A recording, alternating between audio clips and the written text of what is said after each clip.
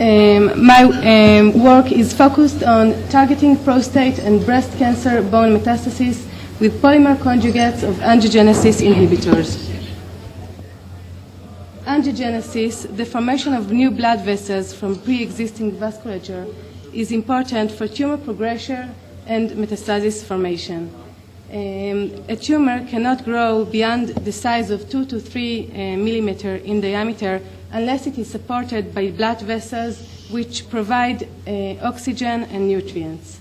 The angiogenic cascade is highly regulated and the complex process which starts with the secretion of angiogenic factors which cause blood vessel hyperpermeability, and afterwards there is destruction of the extracellular matrix by proteases, and it follows with the proliferation and migration of endothelial cells towards the tumor tissue, and finally there is stabilization of the blood vessels by pericyte and smooth muscle cells. It is important to emphasize at this point, and Professor Bernholz talked about it yesterday, that the blood vessels in the tumor are leaky and permeable. Furthermore, there is poor lymphatic drainage in the tumor, and this causes to accumulation of molecules in the tumor, and this phenomena is called the enhanced permeability and retention effect, or EPR effect. Since angiogenesis is so important for the progression of the tumor, it led to the creation of a new approach in cancer therapy, the anti-angiogenic approach, which aims to targeting, instead of targeting the tumor cells, we can target the blood vessels or the endothelial cells that the blood vessels are composed of endothelial cells, so we can target the endothelial cells. And this will cause to tumor starvation and finally to tumor shrinkage. The first anti-angiogenic drug that was approved by the FDA and is currently on the market is Avastin, and it is used to treat colorectal cancer and other types of cancers. But it has become evident recently that there are other chemotherapy drugs that are used today in a broad spectrum and that also possess anti-angiogenic properties.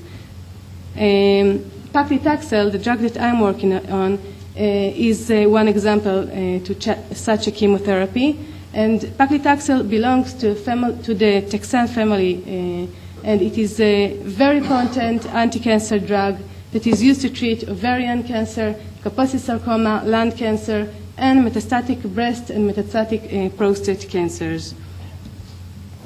Although Paclitaxel is a very potent drug, it causes many side effects. Among them, diarrhea, hair loss, low blood pressure, headaches, and nausea and vomiting. And furthermore, Paclitaxel is non-soluble, and therefore it is administered in a cremophore-EL solvent, which is on its own makes allergic and hypersensitivity reactions due to the cremophore-EL. It has become evident in recent years, and also in our lab, that Paclitaxel at low doses has anti-angiogenic properties. Why is Paclitaxel and other chemotherapy agents cause so many side effects? Because these drugs are low molecular weight and they diffuse not only through the blood vessels in the tumor, but also through normal blood vessels and affect other organs, healthy organs. However, to overcome this limitation, we can conjugate Paclitaxel and other low molecular weight molecules to polymers, and this will create a big molecule, a macromolecule, which cannot diffuse through normal blood vessels because of its size.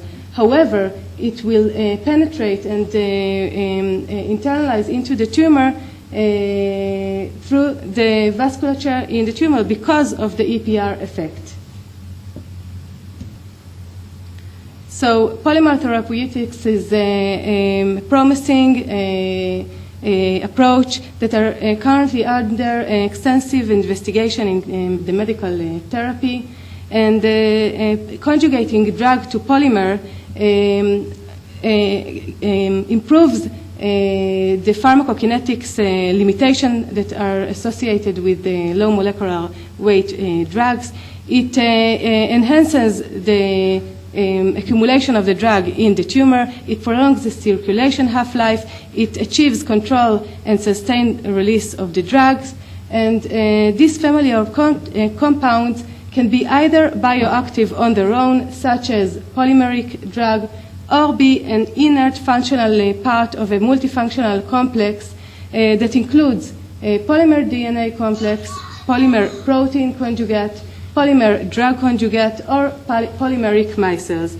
And my work is focused on polymeric drug conjugate and polymeric micelles. So how do drug polymers enter the cells?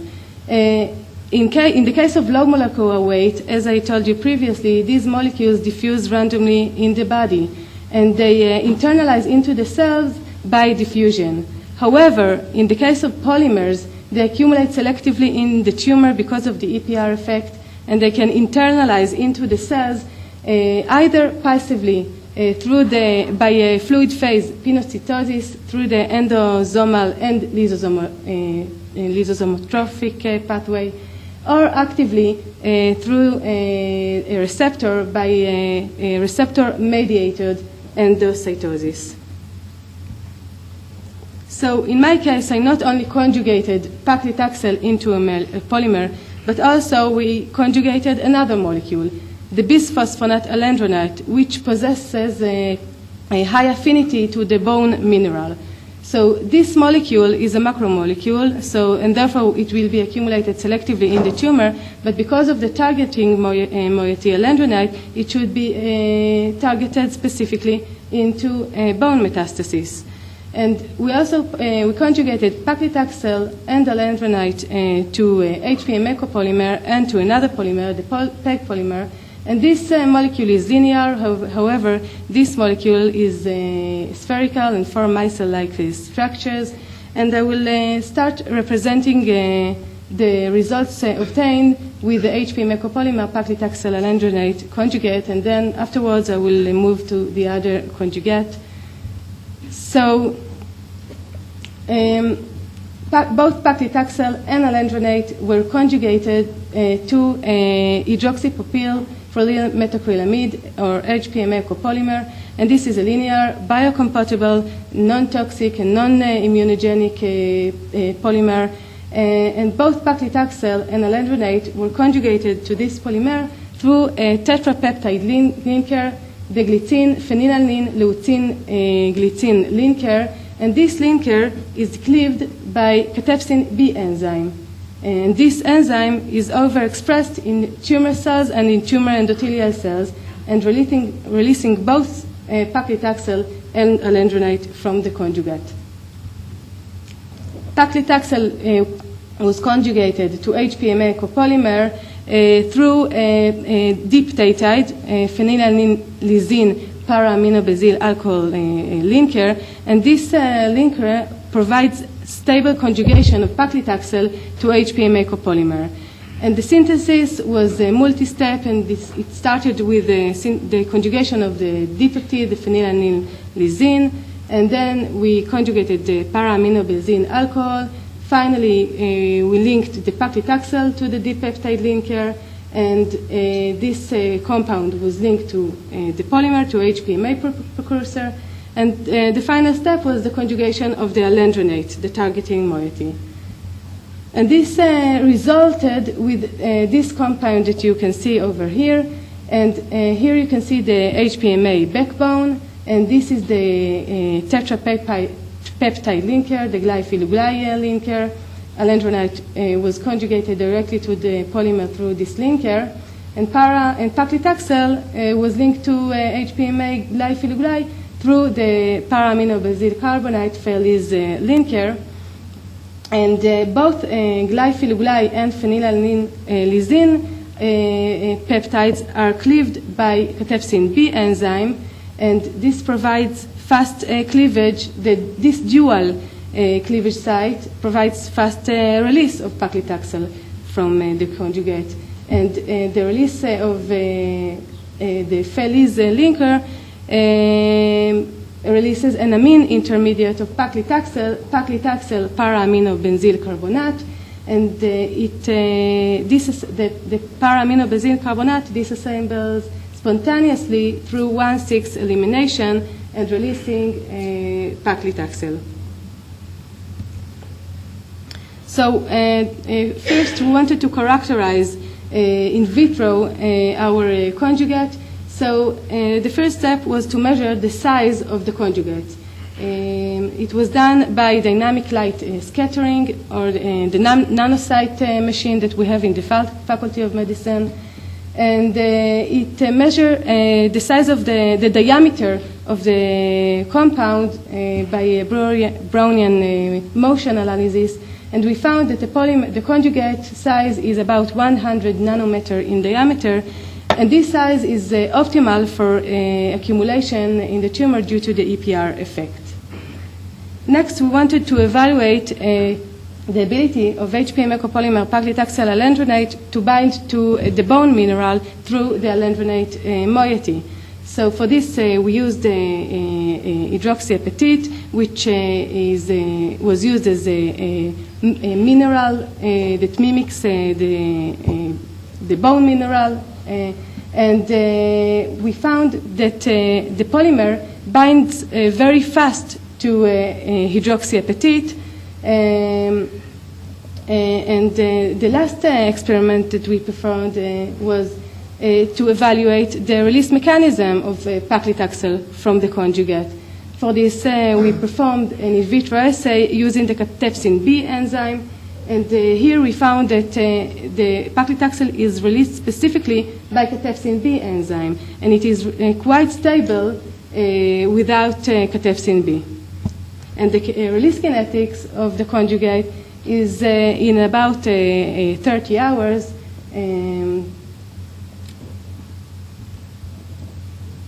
Next, we wanted to evaluate the biocompatibility or the safety of the conjugate. And for this, we used a red blood cell lysis assay, and the red blood cells were incubated with different concentrations of paclitaxel, and the results clearly show that the conjugate was not hemolytic. As you can see here in red, the conjugate did not cause lysis of the cells. However, the polyethylene imine, which was used as a positive control, caused a complete lysis of the red blood cells. So these results here give us insight into the biocompatibility or safety of our conjugate. Next, we wanted to evaluate whether paclitaxel and alendronate at the bound form return their cytotoxic effect. For this, we used two cell lines, the prostate adenocarcinoma PC3 cells and the mammary adenocarcinoma. These are breast cancer cells, the MDA-MB231 cells. And we found that, you can see here in red is our conjugate, that HPA mecopolymer paclitaxel alendronate conjugate was toxic at a similar concentration as the combination of the free paclitaxel and alendronate. And these results were demonstrated also in the PC3 cell lines and in the MDA-MB231 cell line.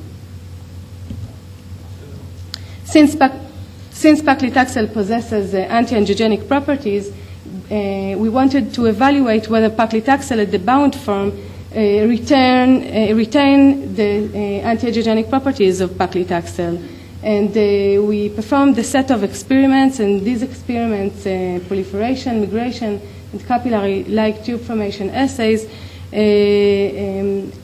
these experiments follow the steps of the angiogenic cascade. And in the first experiment, the proliferation assay, we found that our conjugate was toxic, and the IC50 values were similar to those of the free drugs. And in the case of the migration, the ability of endothelial cells to migrate toward VEGF, we found, and you can see here in red, the HPMA copolymer was inhibited the ability of endothelial cells to migrate toward the chemoattractant VEGF. Similarly, as the combination of the free alendronate and paclitaxel combination. And the last experiment in this set of experiment was capillary-like tube formation. Endothelial cells form capillary-like tube structures on matrigel. You can see it over here. And we evaluated whether the conjugate can inhibit this ability of endothelial cells. So you can see over here, in our case, the polymer indeed inhibited the ability of endothelial cells to form these structures, and it inhibited similarly to the combination of the free alendronate and paclitaxel dipeptide drugs. And this is a quantitative analysis of the images that you see over here. So next we wanted to evaluate in vivo the efficacy of our conjugate.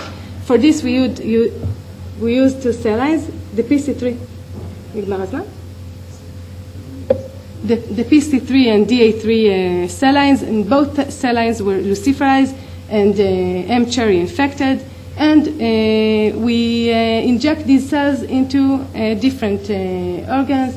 We can image these tumors by bioluminescence and fluorescence imager systems non-invasively. And this is a mouse injected orthotopically into the prostate. These are MRI images of the prostate tumor.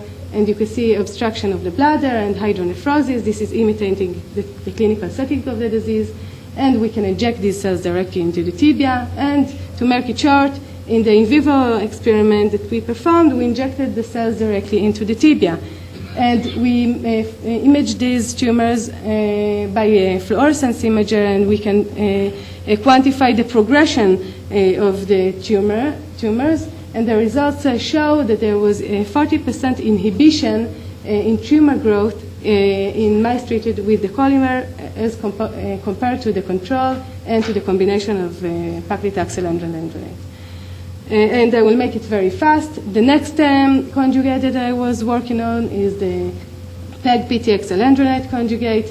And we performed the three derivatives of this conjugate. PEG alendronate and PEG-PTX were used as controls. And this one, our conjugate, PEG-PTX alendronate, form micelle-like tube structure. Paclitaxel is in the hydrophobic core, whereas alendronate is in the hydrophilic shell. And this is the synthesis. It was done by DCC and NHS chemistry. And also here we performed similar experiments as we did with the HPMA copolymer. And the size of the conjugate was measured as about 200 nanometer in diameter. The release of paclitaxel, 2 minutes, is quite fast in this case. It's about 2 minutes, in about 5 minutes. And also these both conjugates can bind the hydroxyapatite quite fast. In this case also, the conjugate was not toxic to red blood cells, and it inhibited the proliferation of PC3 and MDA cells.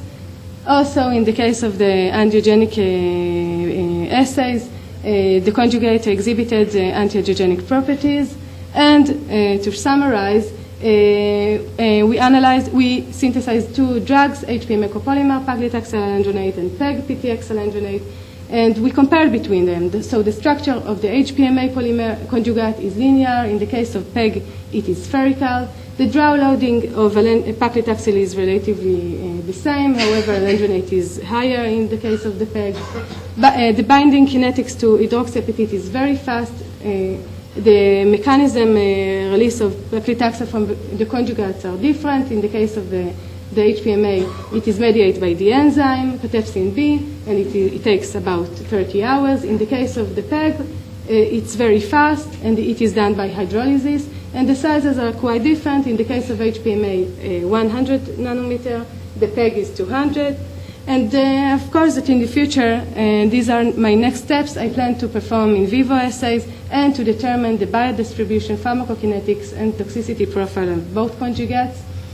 And I would like to thank, first of all, to my supervisor, Ronit Sachi-Fainaro, and of course, to all my lab colleagues, and to our collaborators, Doron Shabbat from Tel Aviv University and Gianfranco Pasut from Italy, and of course to the Nanocenter for awarding me the Marian Gertner Fellowship.